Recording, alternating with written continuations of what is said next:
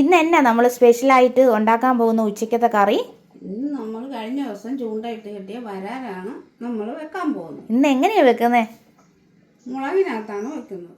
ചൂടായ ചട്ടിയിലേക്ക് എണ്ണ ഒഴിച്ചു കൊടുത്തു, ഉലുവ ഇട്ടു, കടുക് ഇട്ടു, കൂടെ ചാടി കറിവേപ്പില, പിന്നീട് അതാ എടുത്ത് ചാടുന്നു ഇഞ്ചിയും വെളുത്തുള്ളിയും. എണ്ണയ്ക്കകത്ത് വീണവരൊക്കെ ഒന്ന് മൂപ്പായതിന് ശേഷം ഫസ്റ്റിലേ നമുക്ക് ഇട്ട് കൊടുക്കാം മല്ലിപ്പൊടി.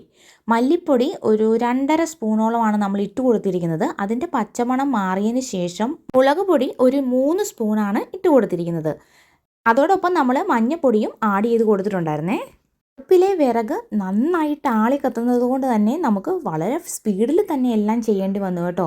എല്ലാം ഒന്ന് ഇളക്കി കൊടുത്ത് പൊടികളുടെ പച്ചമണം മാറിയതിന് ശേഷം പെട്ടെന്ന് തന്നെ നമ്മൾ കുറച്ച് വെള്ളം ഒഴിച്ച് കൊടുക്കുകയാണ്. അത്രയ്ക്ക് തീയാണ്.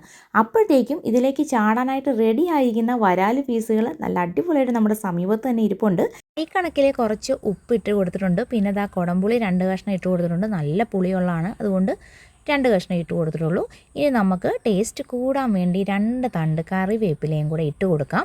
കുറച്ചുകൂടെ വെള്ളം ഒഴിച്ച് കൊടുക്കേണ്ടതായിട്ടുണ്ട്. ഇനി ഇതാ നമ്മുടെ ചാറ് തിളച്ച് വന്നിട്ടുണ്ട്. അതിലേക്ക് നമുക്ക് വരാലിൻ്റെ പീസുകൾ ഇട്ട് കൊടുക്കാം. വരാലിന് കുറച്ചധികം വെള്ളം നമ്മൾ ഒഴിച്ച് കൊടുത്തിട്ടുണ്ട്. നല്ല വേവുള്ളതാണേ. അപ്പോൾ ഇത് തിളയ്ക്കുന്നിടം വരെ നമുക്കൊന്ന് വെയിറ്റ് ചെയ്യാം. അടുപ്പിൽ എന്താണെങ്കിലും നല്ല തീയുണ്ട്. അപ്പോൾ പീസുകൾ ഇട്ട് കഴിഞ്ഞിട്ട് നല്ല തീ ഉണ്ടെങ്കിലേ ഉള്ളൂ അതിൻ്റെ ഒത്തിരി ഉളുമ്പൊക്കെ ഇറങ്ങാതിരിക്കത്തുള്ളൂ. തീ നല്ലതായിട്ട് ഇല്ലെങ്കിൽ അതിൻ്റെ ഉളുമ്പ് വല്ലാതെ ഇറങ്ങും. വേണമെങ്കിൽ കുറച്ച് കുരുമുളക് പൊടിയും കൂടെ ആഡ് ചെയ്യാം. നമ്മൾ ആഡ് ചെയ്യുന്നില്ല, ഒത്തിരി എരിവാവും. അപ്പോൾ ഈ റെസിപ്പി ഇഷ്ടമായെങ്കിൽ ലൈക്ക് ചെയ്യാനും ഷെയർ ചെയ്യാനും മറക്കല്ലേ. ടാറ്റാ.